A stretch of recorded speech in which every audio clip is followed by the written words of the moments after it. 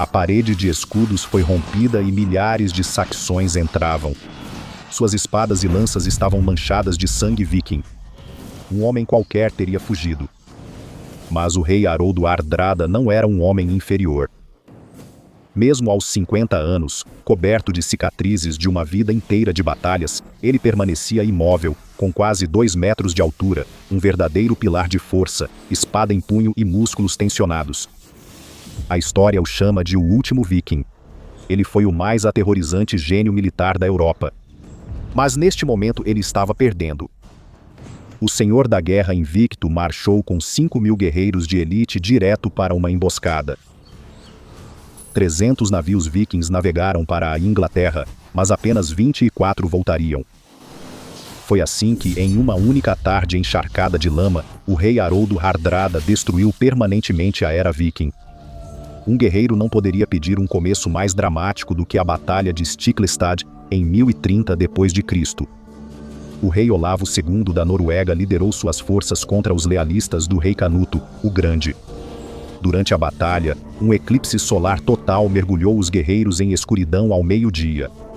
Parecia quase como se fosse uma grande preparação para o nascimento de um deus guerreiro em carne e osso, e o rei Olavo precisava de toda a ajuda que pudesse conseguir.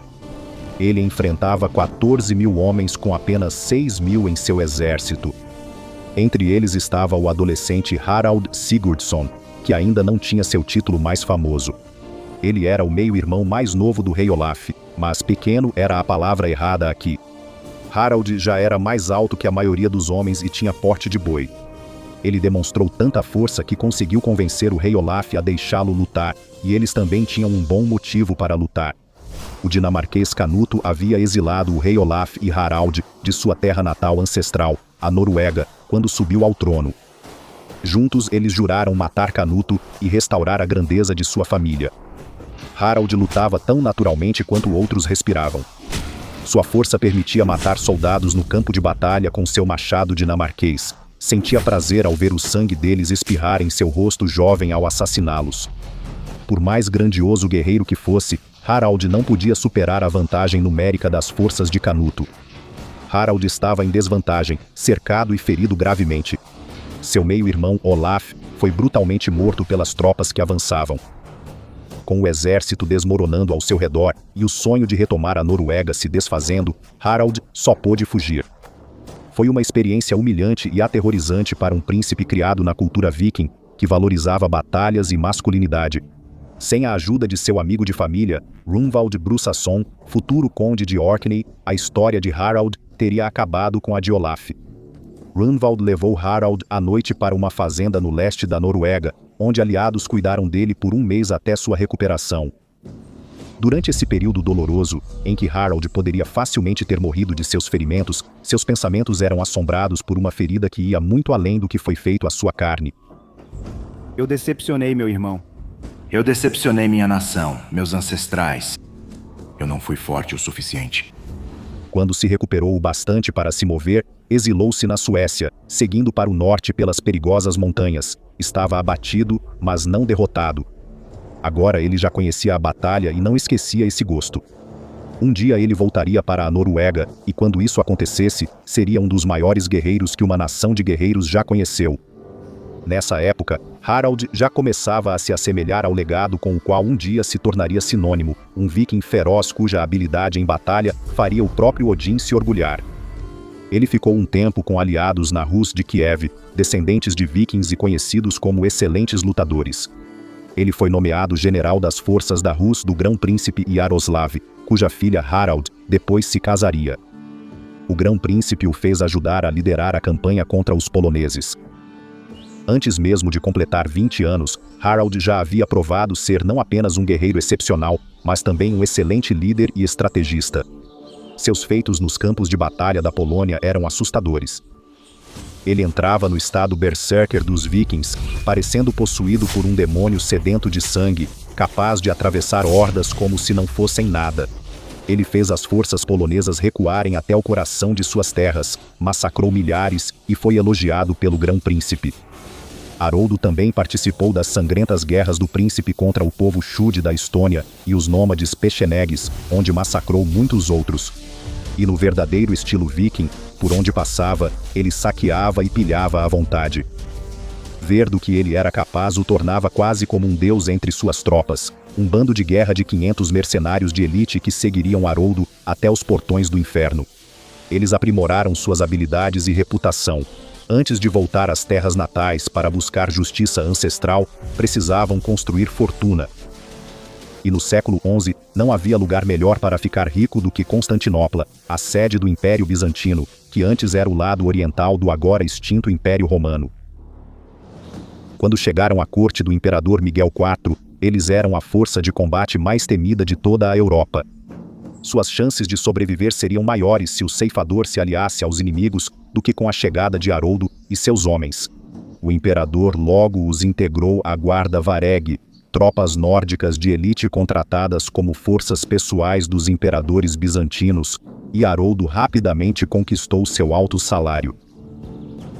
Devido à sua sede de violência e conquista, o imperador enviava Haroldo a todos os frontes onde o império lutava.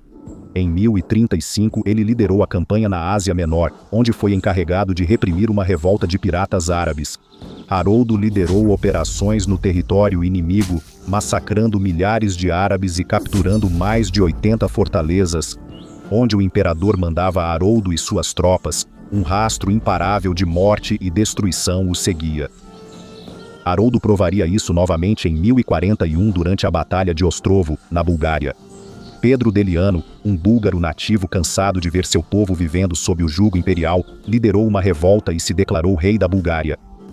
Isso poderia ter funcionado para ele, não fosse o imperador enviar Haroldo e seu exército para resolver o problema. As forças de Haroldo logo esmagaram a rebelião, mutilaram Pedro Deliano e mataram os que ainda lhe eram leais. A derrota foi tão esmagadora para os búlgaros que eles ficaram sob domínio bizantino por mais 145 anos. Em 1042, Haroldo estava no auge de sua carreira. Com cerca de 25 anos, ele já acumulava vasta experiência em batalhas e havia aprendido quase tudo sobre guerra com elas. Ele não só virava uma lenda viva, mas também um dos mais ricos do hemisfério norte, pelo pagamento do imperador e a enorme quantidade de saques acumulados. O reino do grande príncipe Yaroslav, na Rus, virou cofre para Haroldo, que ficou tão rico que precisava enviar dinheiro e tesouros para lá para mantê-los seguros. Mas nem tudo estava bem em Constantinopla. Uma guerra de sucessão pelo trono imperial ocorria. Se um inimigo de Miguel IV tomasse o poder, Haroldo e seus homens provavelmente seriam considerados indesejados pelo império. Seria irresponsável deixar vivo um grupo perigoso que ainda podia ser leal ao antigo imperador. Haroldo não era tolo, e se fosse participar de uma guerra pelo controle de um reino, seria pelo seu próprio. Ele e seus homens iniciaram a jornada de volta à terra natal, certos de que tinham habilidades, recursos e apoio para devolver a Noruega ao verdadeiro governante, ele mesmo. Após campanhas em Constantinopla e além, Haroldo casou-se com uma princesa Rus e começou a reunir uma frota para a próxima batalha. Os filhos do rei Canuto deixaram a Noruega 10 anos antes para lutar na Inglaterra, e nesse período um verdadeiro norueguês, Magnus, filho do meio-irmão de Haroldo, Olaf, assumiu o trono. Ele sempre gostou de Magnus, e apesar da natureza guerreira de Haroldo, não queria lutar com ele pelo trono. Em vez disso, ele se encontrou com Magnus em 1046 e fez a ele uma proposta simplesmente boa demais para recusar. Haroldo daria a Magnus metade de sua incrível fortuna em troca da chance de governar ao seu lado. Magnus aceitou e por um tempo a Noruega teve 2 reis. Haroldo enfim tinha coroa, país e metade da riqueza do reino. Os dinamarqueses foram expulsos da casa real norueguesa e ele e suas forças podiam conter qualquer rebelião interna. Ele teria vivido uma vida longa, próspera e confortável se deixasse as batalhas para trás. Mas é claro que isso nunca iria acontecer. Os dinamarqueses partiram, mas ele ainda não se vingou. Ele passaria anos tentando organizar uma campanha fracassada contra a Dinamarca, travando batalhas sangrentas e ataques vikings que causaram muitas mortes dos 2 lados. No fim, o impasse esgotou lentamente os cofres militares de Haroldo e o apoio popular e financeiro à campanha. Apesar de suas promessas, ele jamais conquistaria a Dinamarca como ela fez com a Noruega. No entanto, a segunda melhor opção seria tomar um território que os dinamarqueses sempre valorizaram e que já foi governado por um dos filhos do rei Canuto, a Inglaterra. E dependendo de como ele travasse essa guerra, isso garantiria o legado viking por gerações ou apagaria seu fogo ali mesmo. Em janeiro de 1066, o rei da Inglaterra morreu sem deixar um herdeiro. Eduardo, o Confessor, foi rei da Inglaterra por 24 anos, e sua morte iniciou uma guerra de sucessão que definiria o futuro do país. O rei Haroldo Godwinson, nobre saxão, ocupou o trono de imediato, mas foi fortemente contestado. O duque Guilherme da Normandia estava preparando suas forças para invadir a Inglaterra e tomar o trono, e então havia um terceiro desafiante ao trono. O rei Haroldo Hardrada achava que merecia ser rei da Inglaterra. Então, em setembro, ele partiu com 300 navios e 15.000 homens, reforçado pelo apoio e pelas forças de um aliado improvável, Tostig Godwinson, o irmão do rei Haroldo e ex-conde da Nortúmbria. O conde desonrado vinha tramando sua vingança contra o irmão desde seu exílio após uma revolta popular. Ele acreditava que, ao unir suas forças a Haroldo, teria a chance de fazer seu irmão e todos que se aliaram a ele pagarem por tê-lo deixado de lado. Eles tinham a habilidade, tinham a reputação e tinham a maior força de combate viking já reunida. Haroldo já podia estar na casa dos 50 anos, bem distante de seus dias de glória, nas batalhas na Rus e no Império Bizantino, mas parecia que ele realmente tinha uma chance aqui. E 12 dias após sua chegada, ele poderia provar o quão excelente era sua chance na Batalha de Fulford, que decidiria o destino de York. Essa batalha opôs ele e Tostigo às forças dos condes Edvino e Morcar de York, líderes poderosos com exércitos consideráveis, mas em menor número que os vikings de Haroldo. Foi uma mistura perfeita de tática e pura brutalidade. O grande golpe de Haroldo foi permitir que as forças de York lançassem sua carga de infantaria diretamente contra as tropas vikings. Isso deu aos vikings uma oportunidade de flanqueá-los e romper suas fileiras. Os saxões tiveram perdas catastróficas, e os dois condes entregaram York a Haroldo e Tostig para evitar mais sangue. Eles aceitaram entregar riquezas e reféns em breve para obter paz, permitindo que Haroldo seguisse sua campanha contra o rei inglês. Era como nos velhos tempos para Haroldo e seus homens, matando, saqueando, vencendo. Com as forças do rei tão distantes, sua posição parecia inabalável, mas para um homem cuja primeira batalha aconteceu sob a escuridão de um eclipse, parecia uma espécie de poesia irônica que ele lutaria sua última batalha sob a luz de um sol escaldante. Era um dia extremamente quente em setembro de 1066, quando Haroldo e seus homens acordaram cedo. Seus ancestrais pagãos mais supersticiosos poderiam ter interpretado isso como algum tipo de presságio dos horrores que estavam por vir, mas Haroldo era um homem mais prático do que isso. Ele e Tostigo ainda estavam fortalecidos por suas vitórias recentes e acreditavam que tinham todos os motivos para confiar em suas chances de conquistar o trono inglês para si mesmos. A invasão normanda liderada pelo duque Guilherme não era esperada por mais algumas semanas, enquanto o rei Haroldo e seu exército estavam a 300 quilômetros em Londres. Hoje, acreditava a dupla, não seria um dia de combates. Eles viajariam até a Stamford Bridge, ao longo do rio Derwent, para negociar a rendição das forças de York e trocar reféns para selar o acordo. Para poupar tropas para o confronto com o rei Haroldo, ele deixou muitos soldados com a frota em Rickwell, sob comando de Eystein Aura, nobre nórdico prometido à filha de Haroldo. Haroldo e Tostig iriam até a Stamford Bridge com cerca de 5.000 homens. Como o clima estava muito quente, ele decidiu que seria mais sensato fazer a viagem sem armaduras pesadas e armamentos. A tropa marcharia apenas com escudos e armas pessoais. Algo não estava certo. Quando se aproximaram, um alto saxão montado cruzou a ponte e foi ao encontro das forças vikings, encontrando Haroldo e Tostigo. O sangue pareceu sumir do rosto de Tostigo ao vê-lo, mas Haroldo, sendo um verdadeiro gigante, permaneceu firme. O estranho saxão falou calmamente apesar da névoa crescente da batalha iminente. Tostigo, ainda não é tarde demais, disse o estranho. Se você desistir agora, tudo será perdoado. Suas transgressões contra a coroa serão esquecidas, e seu condado será restaurado. Os olhos tensos de Tostig se voltaram para o senhor da guerra viking ao lado, cuja mão segurava firme o cabo da espada.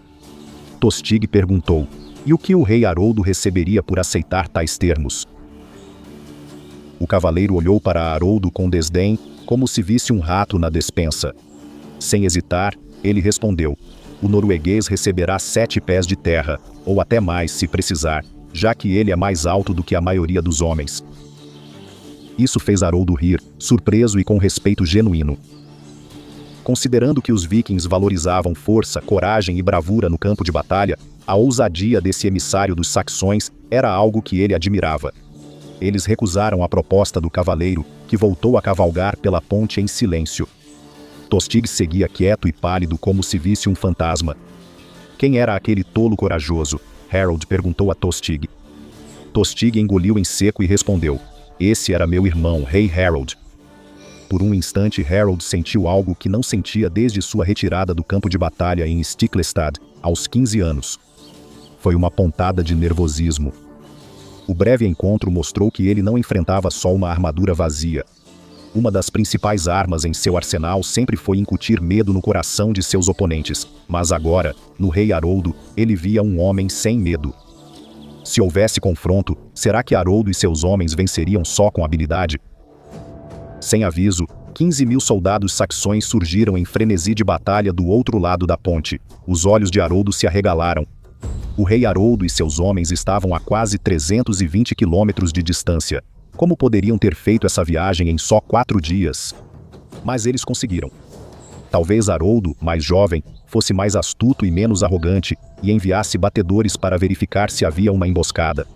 Desta vez, o Rei Haroldo desafiou as probabilidades e mostraria aos invasores vikings do que eram capazes.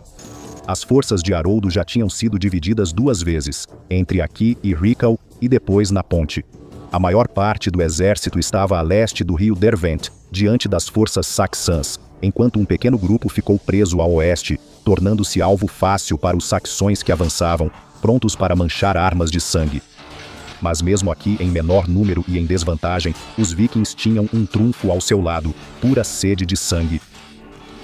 Enquanto Haroldo e Tostig organizavam suas tropas para uma parede de escudos contra o avanço saxão, um homem avançou.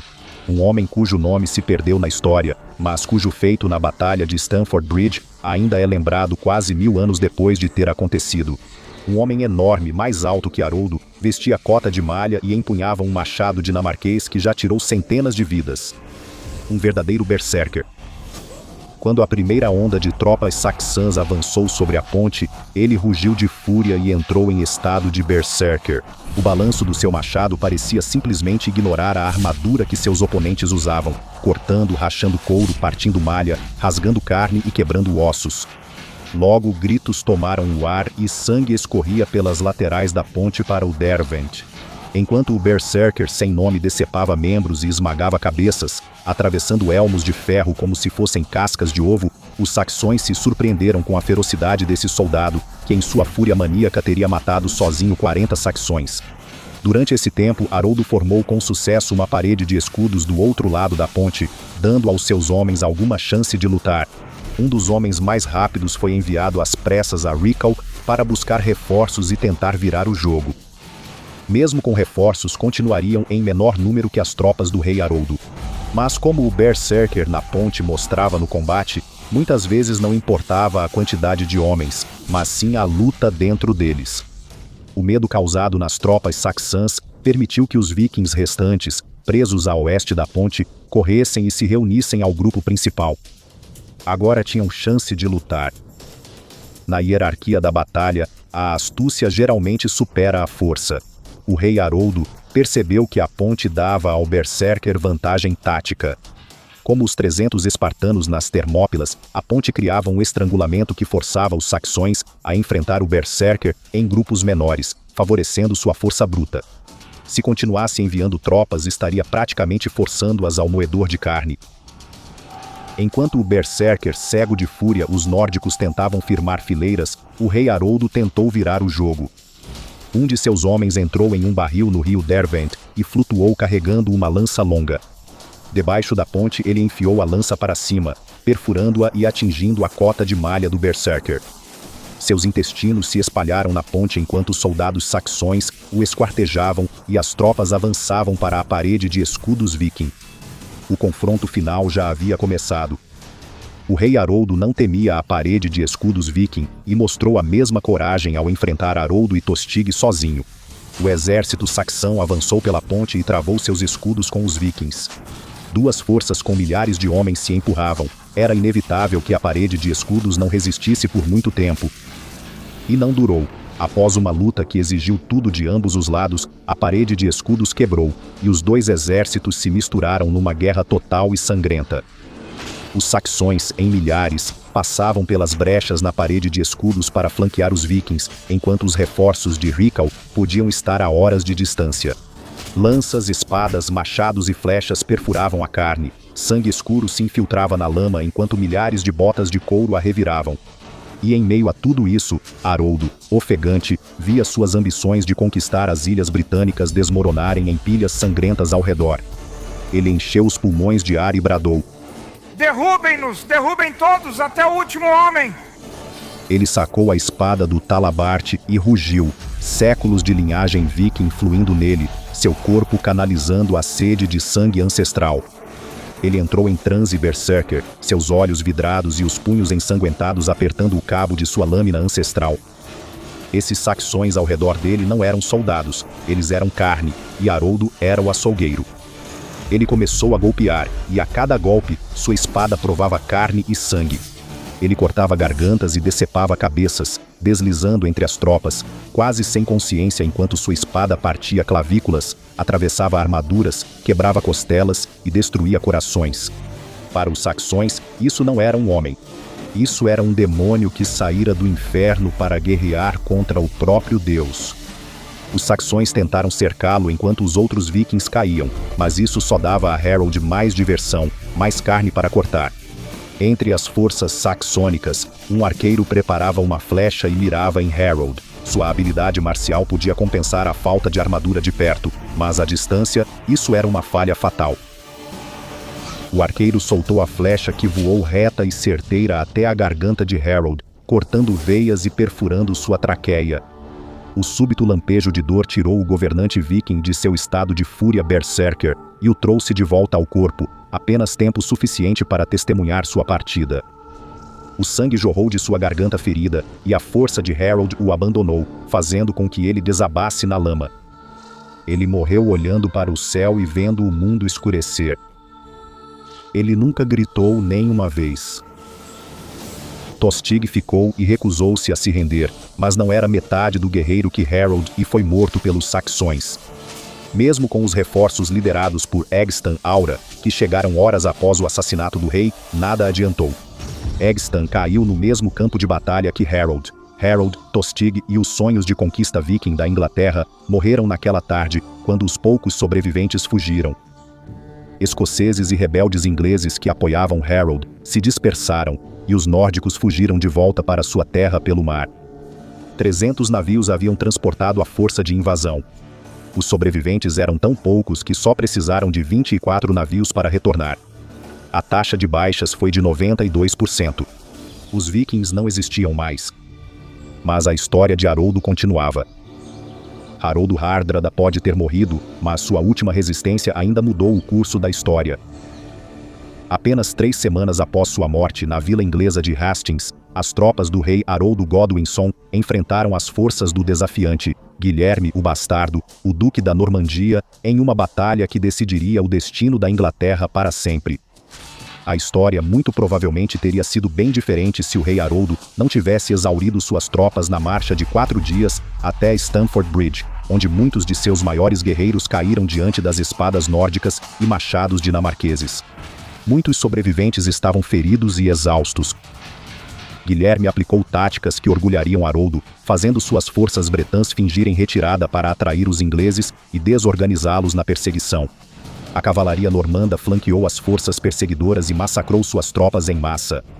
Os normandos desmontaram a parede de escudos inglesa, provocando uma sangrenta batalha campal, enquanto os arqueiros de Guilherme disparavam flechas. Segundo algumas fontes, como a tapeçaria de Bayeux, uma dessas flechas atingiu o olho do rei Haroldo, levando-o ao seu massacre na batalha. Após vencer Guilherme o Bastardo, foi coroado rei da Inglaterra no Natal e ficou conhecido como Guilherme, o Conquistador. Apesar de muitos verem a Batalha de Stamford Bridge e a morte de Haroldo Hardrada como o fim dos vikings, a realidade é mais complexa. Reis nórdicos continuaram atacando as ilhas britânicas nos séculos seguintes, além do próprio rei Guilherme. Normandia, região francesa de onde ele veio, significa terra dos homens do norte. Como a região do rio Sena foi colonizada por vikings no século IX, é provável que o sangue viking que impulsionou Haroldo também estivesse em Guilherme, o Conquistador. Talvez seja assim que os vikings ainda vivem. Haroldo Hardrada não era invencível, mas um guerreiro da história realmente foi. Confira como Miyamoto Musashi enfrentou todos os desafiantes e nunca perdeu uma luta clicando no vídeo na sua tela agora.